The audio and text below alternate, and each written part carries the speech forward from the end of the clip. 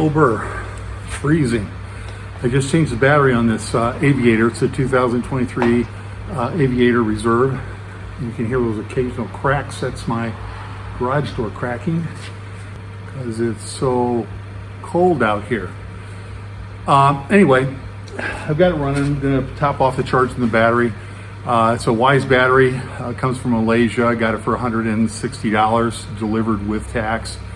And I'm surprised that this battery went bad so soon, but it's a salvage car. The battery that was in there was not the original battery.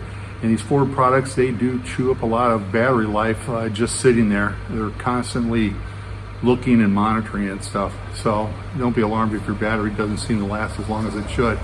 I've had pretty good luck with the Weize batteries, but more importantly, this is to show you how to get the battery out and put it in. I did not reset the BMS. Not sure how to do, actually I don't know how to do it. Apparently if you let it set for a day, the BMS is supposed to reset itself anyway. So I'm gonna go ahead and use that method this time. Anyway, let's watch the video. Watch me take out the battery, put in the other battery, and we'll see you at the end. And here's the battery. It came in just a few days ago. Sat on the cold porch for a half a day. Let's see if we got the right battery.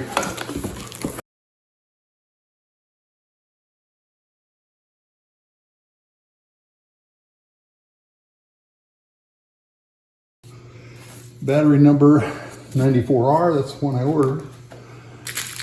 Got the two plastic cups and got the vent plug. There's a vent hole on either end. So they don't put it in because they don't know what application you're using it for. So once we get the, take a look at the old battery, we'll find out where the tube goes in and where the plug goes in. Yep, it's a positive. 12.68 volts. That should be enough to start it. So you probably already know that the battery is under here. There's two little clips here. Push on and pull this cover off. And you can see here it shows you the battery position, minus and plus. So this is the plus terminal, this is the minus terminal, in case you forget, or the little red cover that's supposed to be on this side is gone.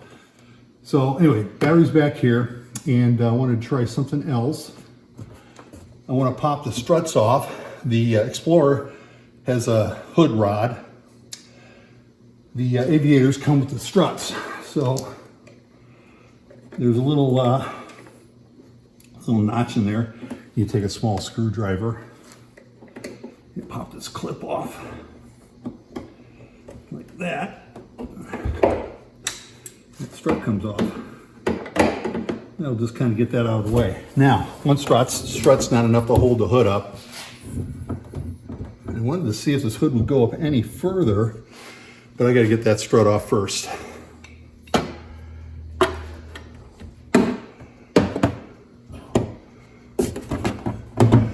So I threw a blanket right here to, in case this thing falls, that it's not going to do too much damage to the hood, hopefully.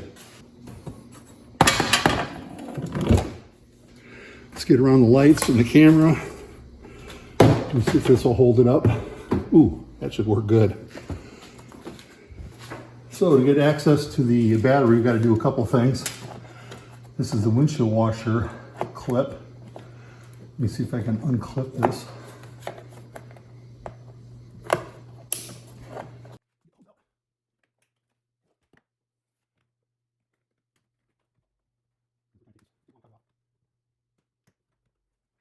Okay. Now every video I've watched on this shows a little bit different on the number of these retainer clips and where they're at, but you basically just unscrew these. The main thing is to not lose them. There's a lot of places for them to land.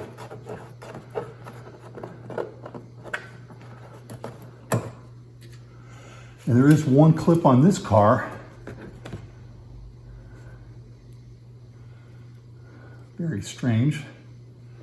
It's not very tight. Can't believe it's still hanging on there. I'm going to squeeze that a little tighter, try to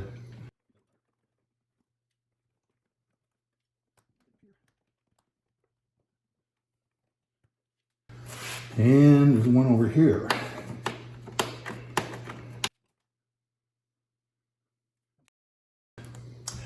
So it is loose. Now, I'm not sure what's holding it up here by the windshield.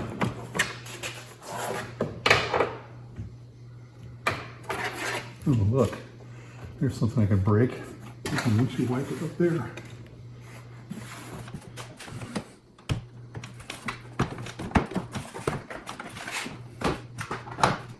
It does slide. Oh, just like that.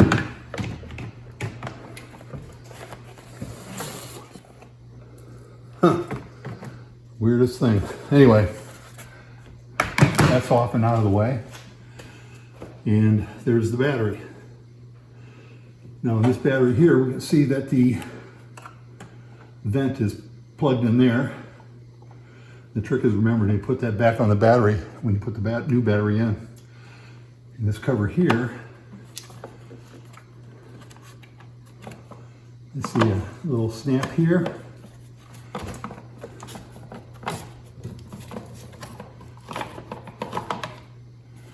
And it's kind of hooked on here and hooked on here.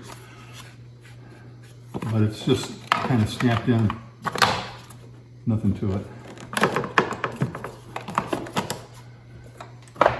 There's the battery in all its glory. All right, from here on, I think we just need 8 and 10 millimeter socket. And I'm going to take the clamp off last. The clamp is over here. Don't have to take that off all the way, just loosen it. Same with this one. Those are the actual battery cables. I've seen some leave these wires on. I think even at the risk of losing the nuts, I'm going to take them off. Oh, come on. Once again, be very careful not to drop the nuts, because you don't know where they're going to end up.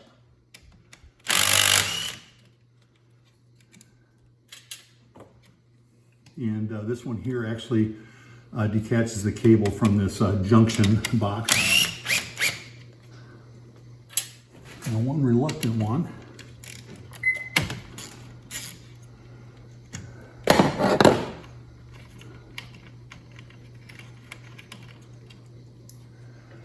That goes there too.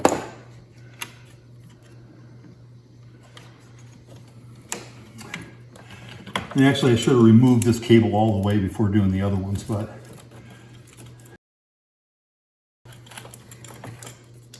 okay, get this hooked up to keep it out of the way. These two come off. You can see if you get they hook up on the middle terminals. This one has a tab over here. One has a tab at the bottom.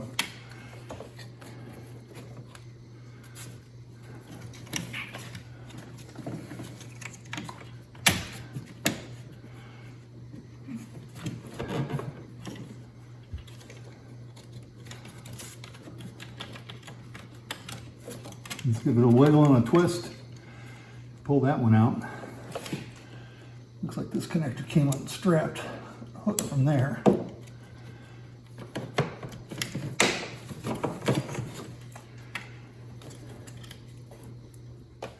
And there's a plastic tab right here. You just got to pull it away from the battery.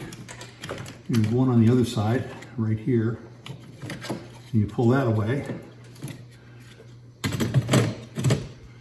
And it's out of the way.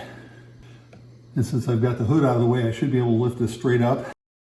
So it gives me full access on the Aviators.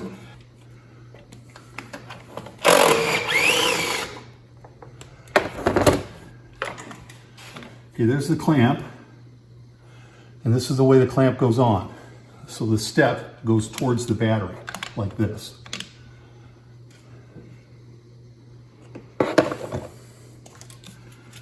Now, it's still going to be hooked over here, so we're going to push it that way towards the car. It's got a lot of adjustment this way. And we just lift it out.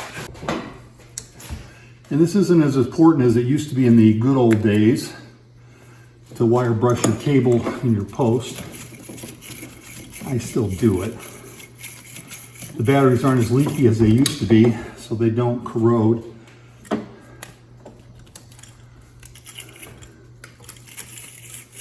And you can argue whether or not you should leave them smooth or if wire brushing is okay. As I said, I always do it. Now there's the bottom of the battery tray, and there's the hole that the hold down goes into with the wedge. So that's going to fit right there. And there's a little bit of freedom to move this way and this way that you don't have to worry about too much. And incidentally, this is the cabin filter in here and a flap for controlling whether or not you're recirculating your air inside the vehicle or if you're just if you want outside air in here.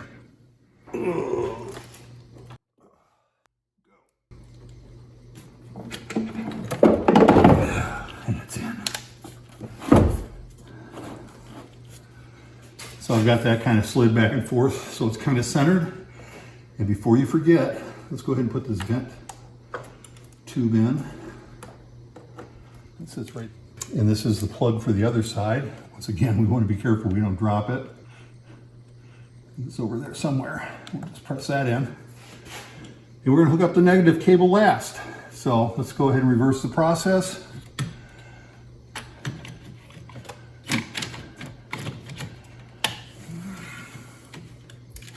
See if this snaps on, and it does.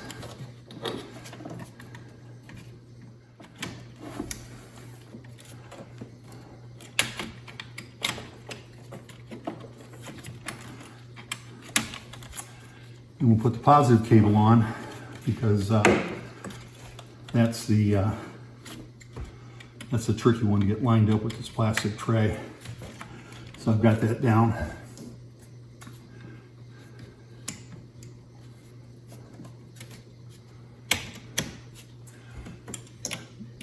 Bigger looking cable goes there. And this one doesn't go there, it goes here, I guess.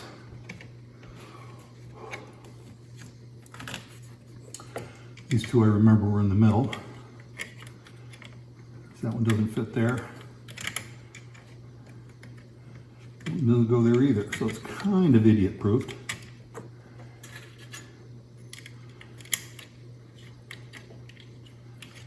My fingers are just getting cold enough to be starting to get the dropsies.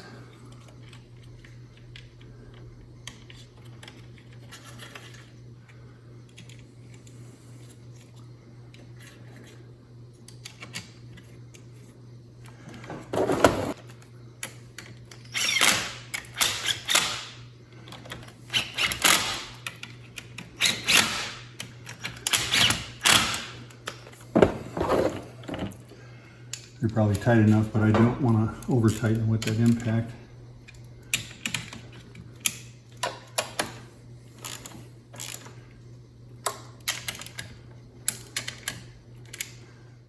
Then once again, this part of the clamp goes towards the battery.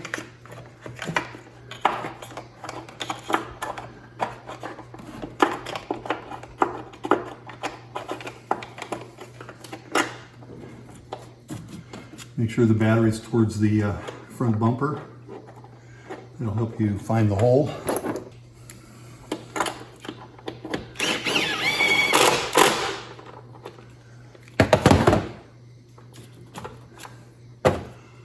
All nice and snug.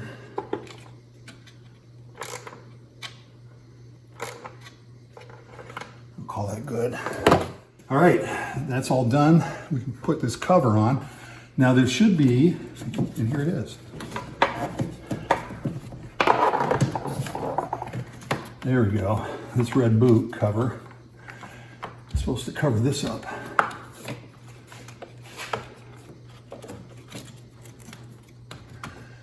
Which makes it harder to jump the battery with that thing in the way. So this fits here. Just line up this little clip over here. Whatever. Vents, got all the cables hooked up.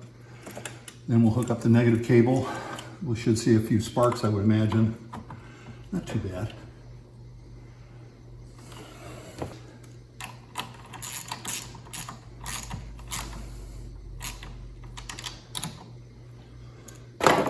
Okay, all tightened up. It's confusing to me. It's a little bit of a mystery.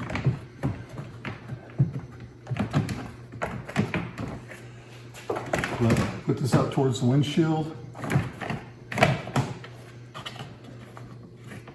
Goes out of the way. It's like something snapping in there, but I can't see what it is. Get that on top. Get your strut out of the way. We'll drop it right in there.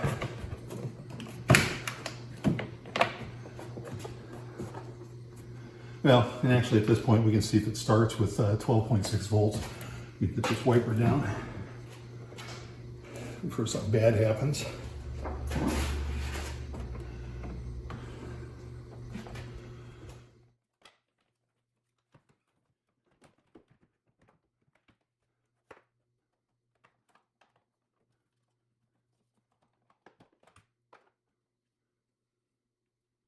Oh.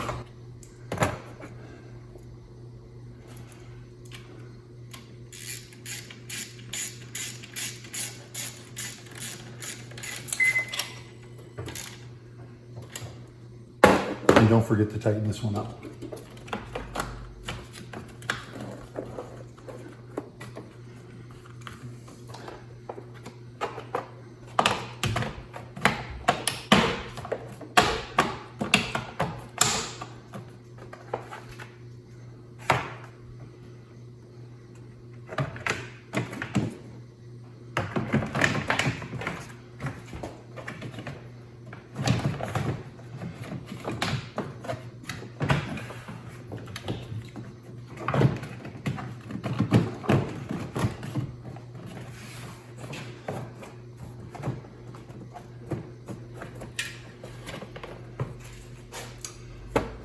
And I bet it will start now.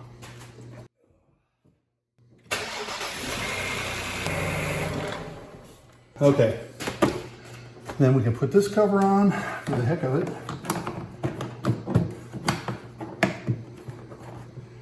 That's snapped on. Washer hose.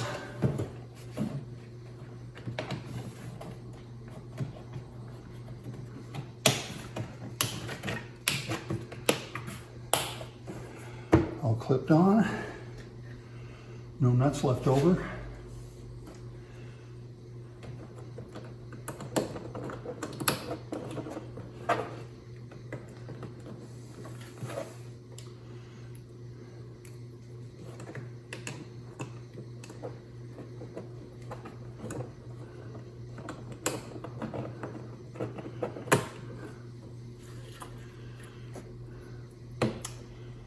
Make sure that's pushed out.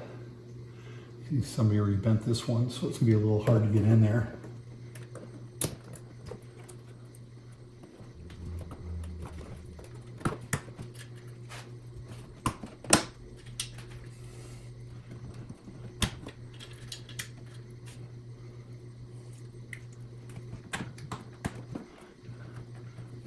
Yeah, those clips aren't in there very good. Somebody brutalized them taking them out.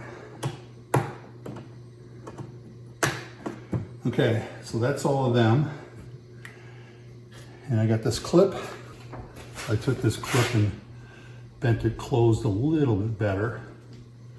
I don't think there's any top or bottom to this. You just gotta make sure you got it onto the middle part underneath as well as the plastic on top. And that's on. Need to find some washer fluid. All we have to do is get these things hooked back up. Let's get everything else out of the way.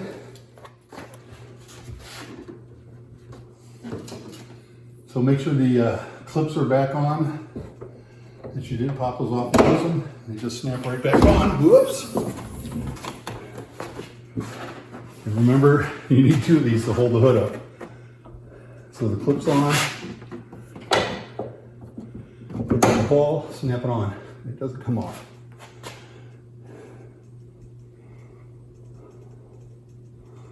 I think it's all together.